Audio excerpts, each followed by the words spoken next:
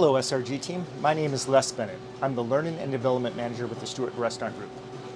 As a member of management, one of the most challenging yet one of the most important issues we face on a daily basis is how to manage our food and paper. In today's video, I want to talk about the bigger picture of what exactly is food paper and how do we calculate it.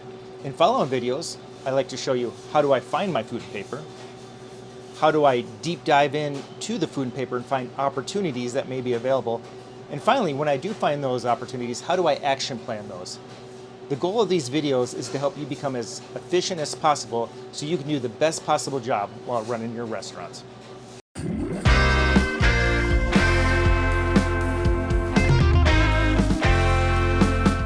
So what exactly are we talking about when we talk about food and paper? Simply put, food and paper refers to all the items that we inventory on our inventory count sheets on either a nightly or weekly basis. Any item that never gets inventoried, items like Magnesol, chemicals, time tags, etc., those items would be considered a store supply and they have their own budget. They are not included in food and paper. Food and paper specifically refers to the items that we're inventorying on our inventory count sheets.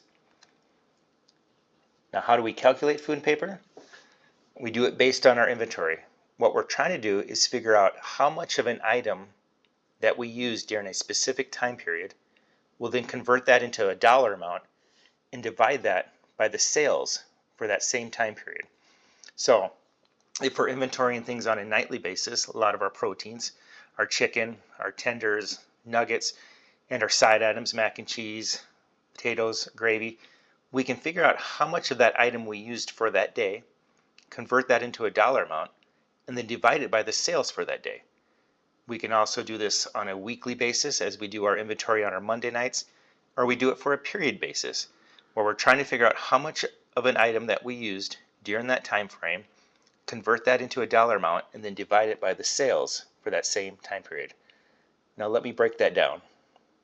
So let's use chicken as an example, since that's our number one product.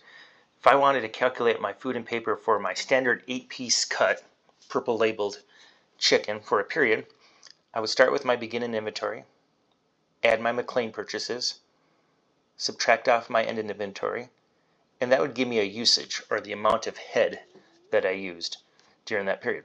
So for example, I start off Tuesday morning, first day of the period, I have 200 head or 10 cases of purple labeled chicken in my cooler.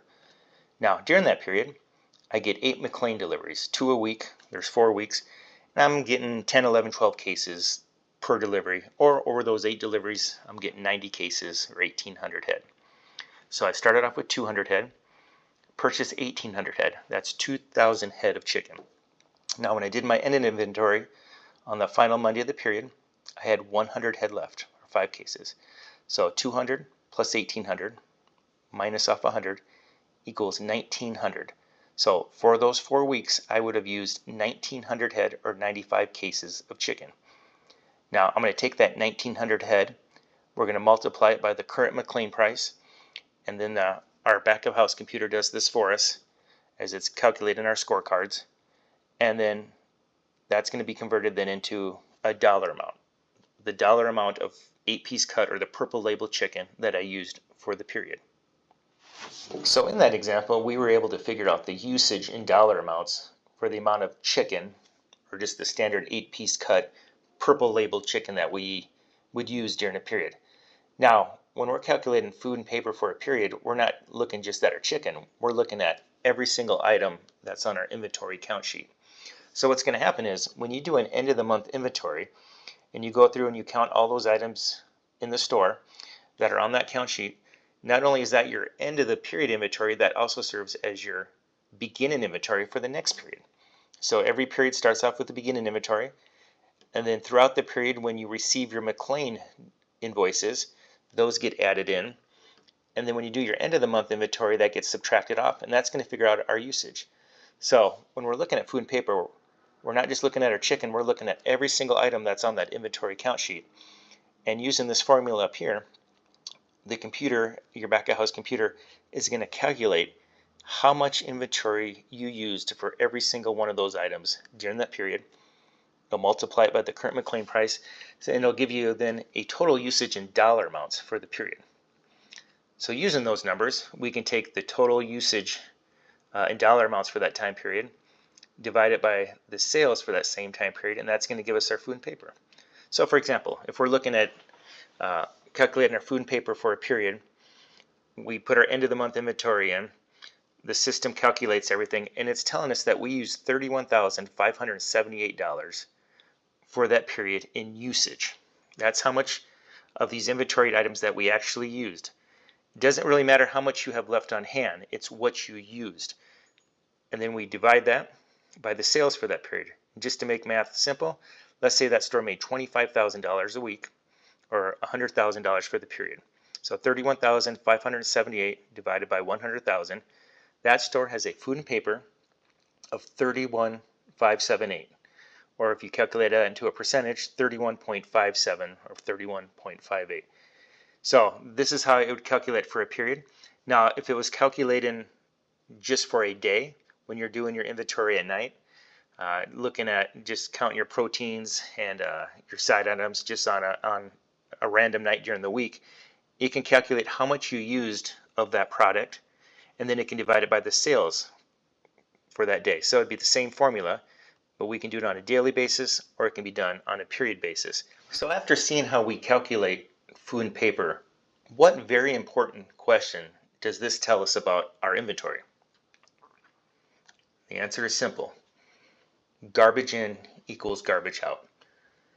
When it comes to food and paper, people often wonder, what's the most important thing? Is it making sure we're not wasting product at night? Is it making sure that we're portioning correctly?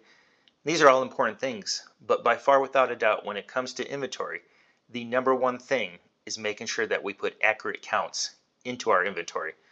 In other words, if we put garbage numbers in, we're going to get garbage numbers out. Now, some people may think, what's the big deal?